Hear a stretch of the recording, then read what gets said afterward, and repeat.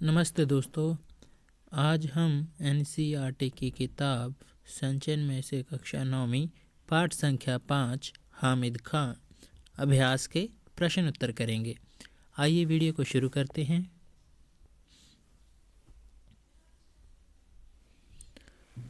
पाठ संख्या 5 हामिद खां अभ्यास के प्रश्न उत्तर। प्रश्न संख्या 1, लेखक का परिचय हामिद खां से किन परिस्थितियों में हुआ? उत्तर है, हामिद पाकिस्तानी मुसलमान था। वह तक्षशिला के पास एक गांव में होटल चलाता था। लेखक तक्षशिला के खंडर देखने के लिए पाकिस्तान आया तो हामिद के होटल पर खाना खाने पहुंचा। वहीं उनका आपस में परिचय हुआ। जैसा कि हमने पाठ में पढ़ा कि जो लेखक हैं वो तक्षशिला के खंडर देखने के लिए भारत से पाकिस्तान घूमने के लिए जाते हैं और वहाँ पे उन्हें भूख लगती है तो वो होटल की तलाश में एक पास के गांव में ही पहुँचते हैं जो लगभग पौना मील दूर होता है स्टेशन से। तो वो वहाँ जाकर जिस होटल से खाना खाते हैं वो होटल हामिद खान का होता है और हामिद खान एक पाकिस्तानी मुसलमान था। प्रश्न संख्या 2, काश मैं आपके मुल्क में आकर ये सब अपनी आँखों से देख सकता, हामिद ने ऐसा क्यों कहा? उत्तर है, हामिद ने ऐसा इसलिए कहा क्योंकि वहाँ हिंदू मुसलमानों को आतताइयों की औलाद समझते हैं। वहाँ सांप्रदायिक सौहार्द की कमी के कारण आए दिन हिंदू मुसलमानों के बीच दंगे होते रहे हैं। इसके विपरीत भारत में हिंदू मुसलमान सौहार्द से मिलजुल कर रहते हैं। ऐसी बातें हामिद के लिए सपने जैसी थी। जब लेखक हामिद के होटल पे पहुंचता है तो खाना खाने, तो वहाँ बातों बातों में उसे पता चलता है, लेखक बताता है कि हमारे यहाँ पे भारत में हिंदू और मुसलमान दोनों भाई भाई के जैसे रहते हैं। जब भी खाना खाने का मन करे या चाय पीने का या पुलाव खाने का तो हिंदू सारे मुसलमान के होटल पे ही खाना खाते हैं। तो जब के हामिद ने बताया कि हमारे यहाँ पे जो हिंदू हैं वो मुसलमानों को अत्याचारी की औलादें समझते हैं, अत्याचारी समझते हैं, इसलिए वो उनसे घृणा करते हैं।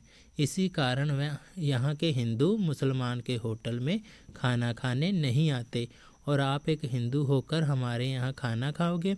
तभी ऐसे बातों बातों में पता चला कि जो पाकिस्तान के हिंदू हैं वो मुसलमानों को अत्याचारी समझते हैं। इसी कारण वह बहुत ही नफ़रत करते हैं क्योंकि उन पर बहुत सारे अत्याचार हुए हैं। तो इसी प्रकार जो सांप्रदायिक भावना थी उसको ठेस पहुंचती है और दंगे होते ही रहते हैं पाकिस्तान में हिंदू और मुसलमानों में। तो आपसी मतभेद चलते ही रहते हैं, जबकि भारत में ऐसा नहीं होता है। तो ऐसी बातें जब लेखक ने हामिद खां को बताई तो हामिद ने कहा कि काश मैं भी आपके मुल्क में आकर ये सब जो होता है उसे अपनी आँखों से देख सकता। तो ऐसा इसलिए कहा था। प्रश्न संख्या 3, हामिद को लेखक की किन बातों पर विश्वास नहीं हो रहा था?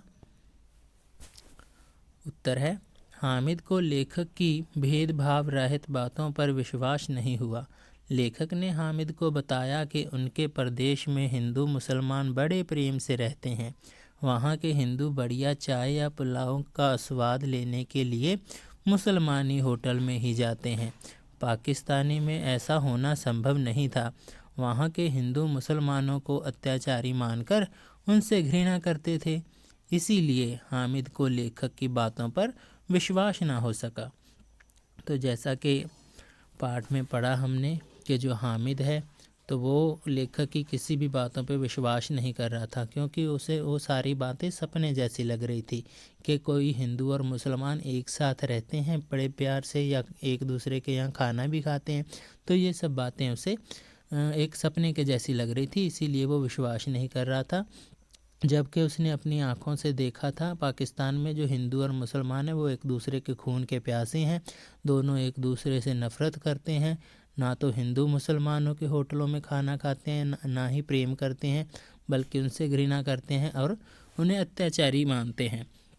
तो इसी प्रकार ये जो बातें उसकी आंखों के सामने हो रही थी और जो लेखक कह रहा था बातें कि हमारे यहाँ हिंदू और मुसलमान एक जैसे भाई भाई के जैसे रहते हैं, तो उसे ये इन दोनों बातों में काफ़ी अंतर लगा, इसीलिए वो उस पर विश्वास नहीं कर पा रहा था ऐसी बातों पर कि कभी ये हिंदू और जो मुसलमान हैं वो कभी एक साथ मिल के रह भी पाते हैं। तो इसी कारण जो लेखक कह रहा था उसकी बातों पर ना चाहते हुए उससे विश्वास नहीं हो रहा था।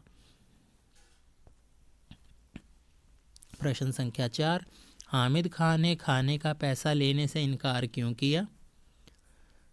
उत्तर है, हामिद खान ने खाने का पैसा लेने से इसलिए इनकार कर दिया क्योंकि वह भारत से पाकिस्तान गए लेखक को अपना मेहमान मान रहा था। हिंदू होकर भी लेखक मुसलमान के ढाबे पर खाना खाने गया था।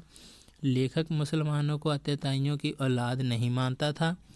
लेखक की सुहृदय भरी बातों से हामिद खान बहुत प्रभावित था।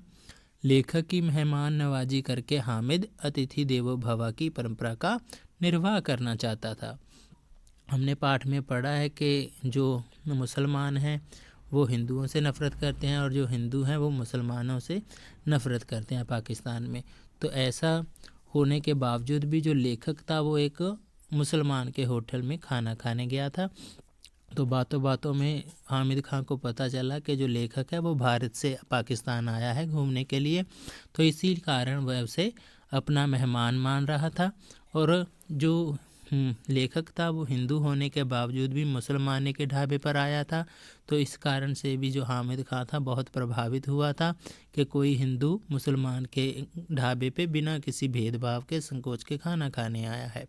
इसके अतिरिक्त जो लेखक था जो पाकिस्तान में बाकी हिंदुओं थे उनके जैसा नहीं था, वो मुसलमानों को अत्याचारी नहीं मानता था, इसीलिए लेखक उसे हामिद खान को बहुत अच्छा लगा।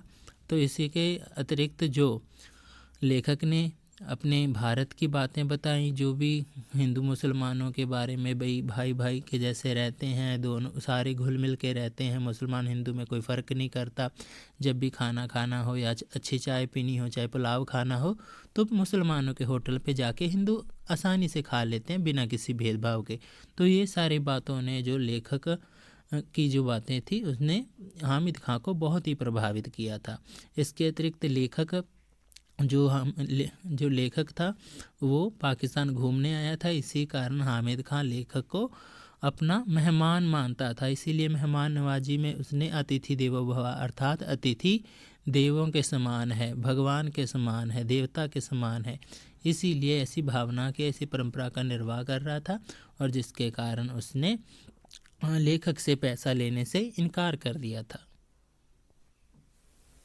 प्रश्न संख्या 5, मालाबार में हिंदू मुसलमानों के परस्पर संबंधों को अपने शब्दों में लिखिए। उत्तर है, मालाबार में हिंदू मुसलमानों के आपसी संबंध बहुत घनिष्ठ हैं। हिंदू जन मुसलमानों के होटलों में खूब खान पान करते हैं, वे आपस में मिलजुल कर रहते हैं। भारत में मुसलमानों द्वारा बनाई गई पहली मस्जिद उन्हीं के राज्य में है, फिर भी वहाँ सांप्रदायिक दंगे बहुत कम होते हैं। तो जो मालाबार स्थान है जहाँ का लेखक रहने वाला था, तो मालाबार में हिंदू मुसलमानों के जो आपसी संबंध थे बहुत घनिष्ठ थे, बहुत गूढ़े थे, अर्थात एक दूसरे के साथ घनिष्ठता थी। तो हिंदू जन जो हिंदू परिवार थे वो मुसलमानों के होटलों पे खूब खान पान खाना खाने या चाय पीने चले जाते थे बिना किसी संकोच के। तो इसी प्रकार जो हिंदुओं के होटल थे वहाँ पे मुसलमान भी आ जा सकते थे। तो वो जो आपस में मिलजुल कर रहते थे। भारत में मुसलमानों द्वारा बनाई गई जो पहली मस्जिद थी वो भी मालाबार में ही है। तो फिर भी वहाँ सांप्रदायिक जो दंगे होते हैं, जो धर्म के आधार पर लड़ाइयाँ होती हैं, तो वो बहुत ही कम होती हैं, ना के बराबरी होती हैं। प्रश्न संख्या 6, तक्षशिला में आगजनी की खबर पढ़कर लेखक के मन में कौन सा विचार कौंधा? इससे लेखक के स्वभाव की किस विशेषता का परिचय मिलता है? उत्तर है, तक्षशिला में आगजनी की खबर सुनकर लेखक के मन में हामिद खान और उसकी दुकान में आगजनी से प्रभावित होने का विचार कौंधा। वह सोच रहा था कि कहीं हामिद की दुकान इस आगजनी का शिकार न हो गई हो। वह हामिद की सलामती की प्रार्थना करने लगा। इससे लेखक के कृतज्ञ होने, हिंदू मुसलमान को समान समझने, मानवीय भावना रखने वाले स्वभाव का पता चलता है। तो जैसे कि पाठ के शुरुआत में ही हमें पता चलता है कि जो लेखक है वो समाचार पत्र पढ़ता है और समाचार पत्र में एक खबर आती है कि तक्षशिला में उपद्रवियों ने आग लगा दी है। और इसी के कारण ही जो लेखक है उसके मन में एक विचार उत्पन्न होता है। तो वो ये होता है कि जो हामिद खां की दुकान है वो भी तक्षशिला के पास वाले गांव में होटल ही है, तो वो वाले होटल पे जो आग लगी है वो उससे प्रभावित ना हुआ हो। तो ये वाला जो विचार आता है उसे हामिद की दुकान के बारे में, तो वो बहुत ही उसे पीड़ा देता है लेखक को, और वो अपने भगवान से हामिद खां की दुकान के बारे में उसकी सलामती के लिए प्रार्थना करने लग जाता है। तो इस वजह से हमें लेखक के कृतज्ञ होने के बारे में और उसके मुसलमान और हिंदू को समान समझने वाला भाव और मानवता की भावना रखने वाला स्वभाव के बारे में पता चलता है। वीडियो देखने के लिए आपका बहुत बहुत धन्यवाद। हमारे YouTube चैनल को सपोर्ट करें। हमारे YouTube चैनल का नाम है हिंदी विद राधेश्याम। तो वीडियो देखने के लिए आपका बहुत बहुत धन्यवाद।